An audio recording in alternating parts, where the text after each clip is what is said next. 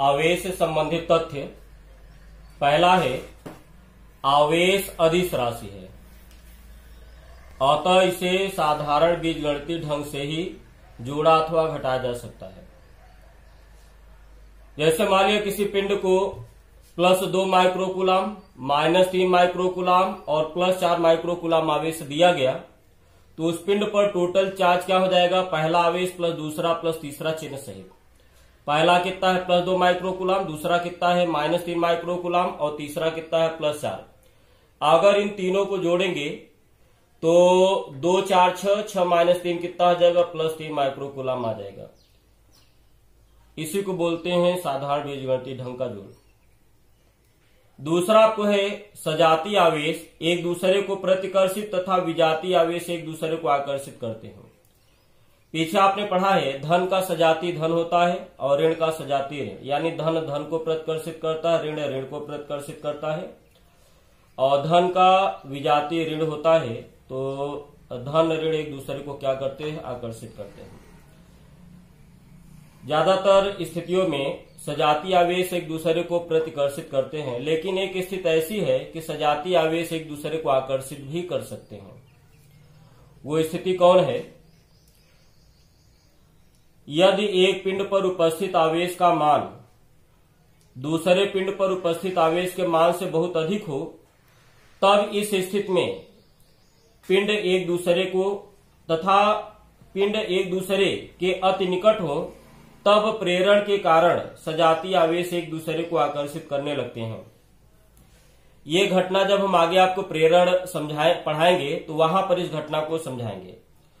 हम लोगों ने जनरली देखा है कि धन धन को प्रतिकर्षित करता है, ऋण ऋण को प्रतिकर्षित करता है। धन ऋण एक दूसरे को हमेशा आकर्षित करते हैं, लेकिन धन धन को आकर्षित भी कर सकता है, ऋण ऋण को आकर्षित भी कर सकता है। वो इस केस में इस स्थिति को छोड़ दिया जाए तो धन धन और ऋण ऋण एक दूसरे को हमेशा प्रतिकर्षित करेंगे। इस केस में धन धन और ऋण ऋण एक दूसरे को क्या करेंगे, आकर्षित करेंगे इस स्थिति में। बाकी प्रत्येक स्थिति में एक दूसरे को प्रतिकर्षित करेंगे। इसके बाद अगली प्रॉपर्टी है, अगला है आवेश द्रव्य का गुण है, अर्थात बिना द्रव्यमान के आवेश का कोई अस्तित्व नहीं है। देखिए आवेश क्या है, द्रव्य का गुण है। जैसे मनुष्य में 2 गुण प्रेम और गुस्सा, अगर मनुष्य नहीं रहेगा तो ये प्रेम और गुस्सा भी नहीं रहेंगे। उसी तरीके से अगर द्रव्य है तो द्रव्य का गुण यानी आवेश रहेगा, और द्रव्य ही नहीं रहेगा तो आवेश नहीं रहेगा, यानी बिना द्रव्यमान के आवेश का कोई अस्तित्व नहीं है। अगला है किसी पदार्थ को आवेशित करने पर उसका द्रव्यमान बदल जाता है। जैसे मान लिया कोई पिंड है जिसका द्रव्यमान M है, उसको इलेक्ट्रॉन दे दिया गया तो उसका द्रव्यमान मान लिया M- हो गया, और उससे इलेक्ट्रॉन निकाल लिया गया तो मान लिया उसका द्रव्यमान क्या हो गया, M+ हो गया। अब देखिए इसका द्रव्यमान M है, इसको इलेक्ट्रॉन दिया गया, इलेक्ट्रॉन मान लिया 1 इलेक्ट्रॉन दिया गया। शुरू में इसका द्रव्यमान M था, 1 इलेक्ट्रॉन दिया गया तो अब द्रव्यमान M+ ही हो गया। शुरू में द्रव्यमान M था और 1 इलेक्ट्रॉन निकाल लिया तो उसका द्रव्यमान क्या हो जाएगा, M-E। अब इन तीनों में देखा जाए तो सबसे ज्यादा द्रव्यमान ये है, फिर ये है, फिर ये है, यानी इसका आर्डर क्या हो जाएगा, M- द्रव्यमान सबसे ज्यादा होगा, उसके बाद M होगा, उसके बाद M+। इसका मतलब यह हुआ कि अगर किसी पदार्थ को ऋणावेशित करे तो उसका द्रव्यमान बढ़ेगा, और किसी पदार्थ को धनावेशित करे तो उसका द्रव्यमान क्या होगा, घटेगा। यही बात आपको लिखी गई है, किसी पदार्थ को आवेशित करने पर उसका द्रव्यमान बदल जाता है। इसके बाद अगला है आवेश का मान वेग पर निर्भर नहीं करता, यानी अगर हम किसी भी आवेश को कितने भी वेग से फेंक दें उसका मान वही रहेगा, न घटेगा न बढ़ेगा, लेकिन द्रव्यमान बदल जाता है। आइंस्टीन का सापेक्षवाद सिद्धांत ये कहता है कि अगर कोई भी पिंड जिसका विराम का मतलब अगर पिंड स्थिर है, विराम में है, उसका द्रव्यमान M0 है, अगर उसको हम v वेग से फेंक दे उसका द्रव्यमान M हो जाए तो इसको गति को द्रव्यमान बोलेंगे, इसको विराम द्रव्यमान। तो गति का द्रव्यमान और विराम द्रव्यमान में संबंध होता है। तो आइंस्टीन ने कहा कि अगर किसी भी पिंड को अगर v वेग से फेंक दे तो उसका द्रव्यमान इस फार्मूले के हिसाब से चेंज होगा, जहां c क्या है, प्रकाश की चाल है। लेकिन आवेश के साथ ऐसा नहीं है। आवेश को चाहे जिस वेग से फेंके, चाहे स्थिर हो चाहे गतिमान हो, उसका मान आपको नहीं बदलेगा। अगला है किसी चालक को आवेशित करने पर आवेश चालक की सतह पर आ जाता है। ये हम आगे आपको इसको एक्सप्लेन करेंगे, कैसे आपको किसी चालक को आवेशित करने पर उसका आवेश उसकी सतह पर आ जाता है। इसकी वजह है कि चालक में क्या होता है, मुक्त इलेक्ट्रॉन उपस्थित होते हैं। अगला है किसी कुचालक को आवेश प्रदान करने पर आवेश वहीं विद्यमान रहता है जहां आवेश को प्रदान किया जाता है, और इसकी वजह यह है कि इसमें मुक्त इलेक्ट्रॉन उपस्थित नहीं होते। इसको हम अच्छे से एक्सप्लेन करेंगे आगे।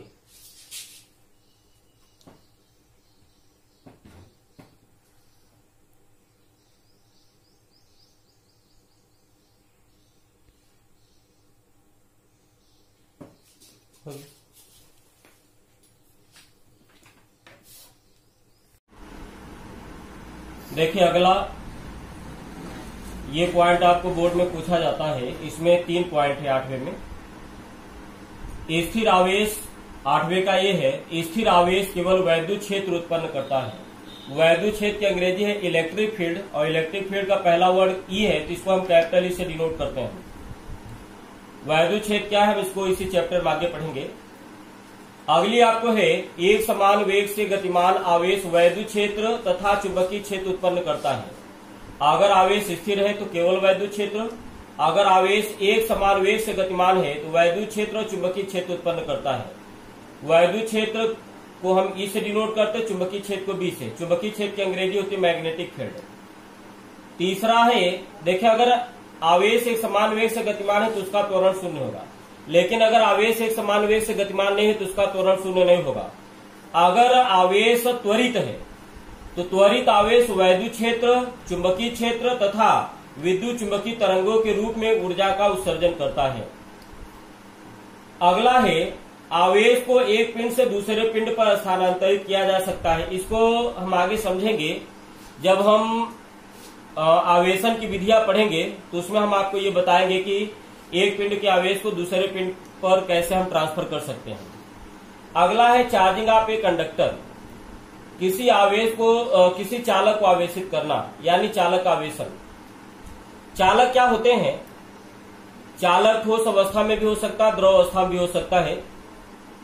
हम यहाँ पे ठोस अवस्था की बात कर रहे हैं, जैसे वे पदार्थ जो अपने भीतर से होकर विद्युत धारा का प्रवाह होने देते हैं चालक कहलाते हैं। जैसे सोना है, चांदी है, एल्यूमिनियम है, तांबा है, पृथ्वी है, ये सब आपको क्या है, चालक है। चार्जिंग मीन्स एडिशन और रिमूवल ऑफ चार्ज। चार्जिंग यानी आवेशन का मतलब होता है इलेक्ट्रॉन देना अथवा निकालना, तो चार्जिंग का मतलब होता है इलेक्ट्रॉन को देने अथवा निकालने से। अब देखिए यहां पर हम पढ़ रहे हैं चार्जिंग ऑफ ए कंडक्टर, तो किसी भी कंडक्टर को हम पॉजिटिवली भी चार्ज कर सकते हैं, निगेटिवली भी चार्ज कर सकते हैं। तो निगेटिवली चार्ज कैसे करेंगे, उस पर ऋण आवेश कैसे देंगे। अब किसी भी हम यहाँ पर ये नहीं पढ़ रहे हैं कि चालक को कैसे आवेशित किया जाएगा। चालक पर या तो ऋण आवेश होगा या धन आवेश होगा। और पीछे भी हम लोगों ने पढ़ा हुआ है कि चालक को अगर हम आवेश देंगे तो आवेश हमेशा उसके सतह पर आ जाता है। इसकी वजह क्या है